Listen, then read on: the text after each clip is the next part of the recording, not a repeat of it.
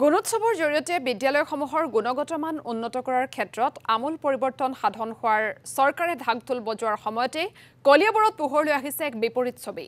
প্ৰয়োজনীয় শিক্ষকৰ অভাৱত কলিয়াবৰৰ চাহ বাগিচা অধ্যুষিত এলেকাত শিক্ষাৰ পৰা বঞ্চিত হ'বলগীয়া হৈছে কণ শিক্ষাৰ্থীসকল।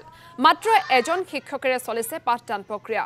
১ নম্বৰ হাতীগাঁও প্ৰাথমিক বিদ্যালয়খনৰ ১০৩ গৰাকী ছাত্ৰ-ছাত্ৰীৰ বিপৰীতে আছে মাত্ৰ এজন শিক্ষক, যাৰ বাবে শিক্ষা গ্ৰহণৰ ক্ষেত্ৰত অসুবিধাৰ সন্মুখীন হৈছে কণ শিক্ষাৰ্থীসকল। মধ্যাহ্ন ভোজনৰ পৰা কাৰ্যালয়টোৰ কাম কাজলৈকে সকলো কাম কৰিবলগীয়া হৈছে মাত্ৰ এজন শিক্ষকে। বিদ্যালয়খনৰ ৫ গৰাকী শিক্ষকৰ ২ গৰাকীয়ে অৱসৰ লোৱাৰ লগতে আন ২জন শিক্ষক বদলি হৈছে আন বিদ্যালয়লৈ। কিন্তু ইয়াৰ পিছতো বিদ্যালয়খনত নতুন শিক্ষক নিযুক্তি নিদিয়াত এনেদৰে এতিয়া বিদ্যালয়খনত চলিছে পাঠদান প্ৰক্ৰিয়া। আৰু এই সন্দৰ্ভত আমাক সবিশেষ জনাব আমাৰ সাংবাদিক তপন শইকীয়াই। হয়, ৰাজ্যৰ শিক্ষা ব্যৱস্থাত নিত্য নতুন ব্যৱস্থাৰ সংযোজন হোৱাৰ সময়তে এতিয়াও কিন্তু যথেষ্ট পিছ পৰি আছে বহু বিদ্যালয়ৰ পৰিৱেশ। এই মুহূৰ্তত মই উপস্থিত আছোঁ কলিয়াবৰৰ ১ নং হাতীগাঁও প্ৰাথমিক বিদ্যালয়ত, আৰু দেখিবলৈ পোৱা গৈছে যে শিক্ষকৰ অভাৱত এই বিদ্যালয়খনৰ পাঠদানত যথেষ্ট অসুবিধাৰ সৃষ্টি হৈছে। ১০০ৰো অধিক ছাত্ৰ ছাত্ৰীৰ বিপৰীতে মাত্ৰ এজন শিক্ষকৰে চলি আছে এইখন ১ নং হাতীগাঁও প্ৰাথমিক বিদ্যালয়। শিক্ষকৰ অভাৱত দেখিবলৈ পোৱা গৈছে যে ছাত্ৰ ছাত্ৰীসকলে নিজেই শিক্ষকৰ ভূমিকাত অৱতীৰ্ণ হ'ব লগা হৈছে। এই মুহূৰ্তত মই এটা শ্ৰেণীকোঠা দেখুৱাইছোঁ, চাওক।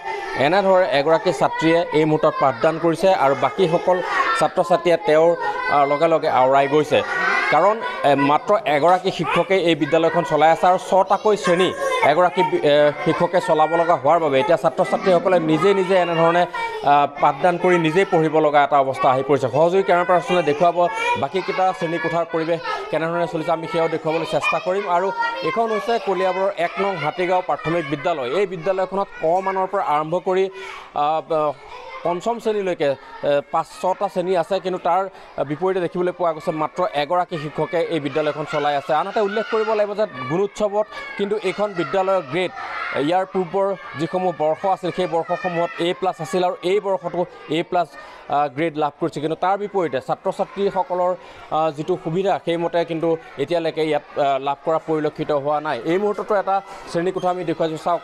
শিক্ষক নাই, এনেধৰণে ছাত্ৰ ছাত্ৰীসকল নিজে বহি থাকিব লগা হৈছে, কাৰণ মাত্ৰ এগৰাকী শিক্ষকে কোনফালে চাব, কোনটো শ্ৰেণী চলাব তাক লৈ নিজেই বিবুধিত পৰে। গতিকে এফালে যদি পাঠদান কৰিব লগা হৈছে, আনফালে এনেধৰণে শ্ৰেণীকোঠা খালী পৰি আছে। মই এইখন বিদ্যালয়ৰ প্ৰাক্তন শিক্ষক, তেখেতৰ কাষলৈ আহিব বিচাৰিছোঁ এগৰাকী স্থানীয় ব্যক্তি হিচাপে। আপুনি কি ক'ব, এনেধৰণে এগৰাকী শিক্ষকে এই ৬টাকৈ শ্ৰেণী পাঠদান কৰিব লগা হৈছে, কেনেকুৱা ধৰণৰ অসুবিধা হৈছে বা আপোনাৰ স্থানীয় ৰাইজ হিচাপে কি ক'ব? এগৰাকী শিক্ষকৰ হোৱাত ল'ৰা ছোৱালীক পাঠদান কৰিবলৈ বহুত অসুবিধা হৈছে। ইয়াত এনেই পিছপৰা অঞ্চল হয়। এই পিছপৰা অঞ্চলত